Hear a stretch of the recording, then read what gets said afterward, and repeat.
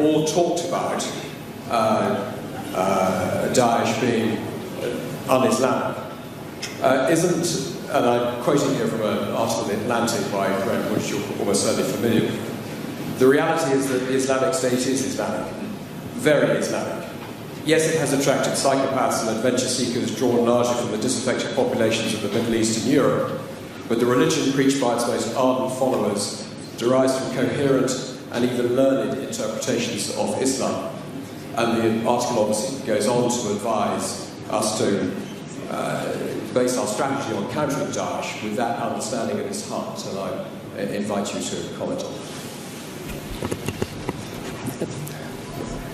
Every religion has perverts and psychopaths who try to hijack it. ISIS is as much Islamic as the KKK is Christian. Don't they have a cross? Don't they do everything in the name of religion and Christ? Don't they believe that Christ compels them to lynch and kill people of African descent? Can one really say that the KKK is a Christian organization? There are other groups that one can point to. There are other massacres that were committed in the name of keeping certain countries or regions clear of non-Christians.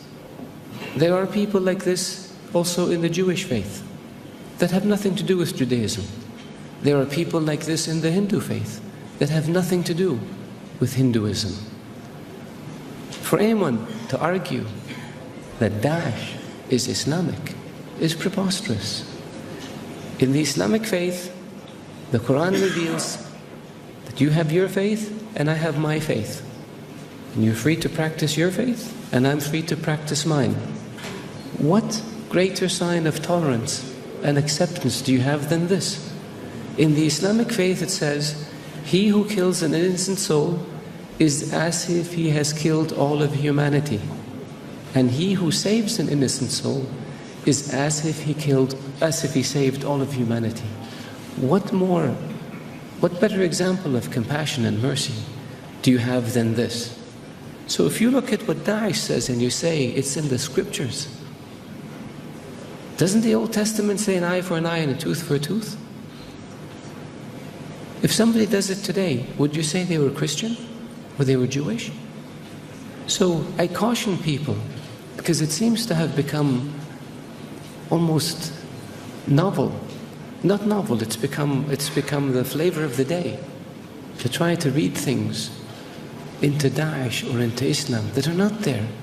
The Islamic religion and Islamic civilization was the civilization that preserved the history of Greek and Rome and passed it on to the West. Western civilization would not exist without the Islamic Arab civilization. The Islamic civilization and the Islamic Arab civilization was the civilization that connected China with Europe. So it was global. The point I made early on about being an intermediate civilization, this is what I mean.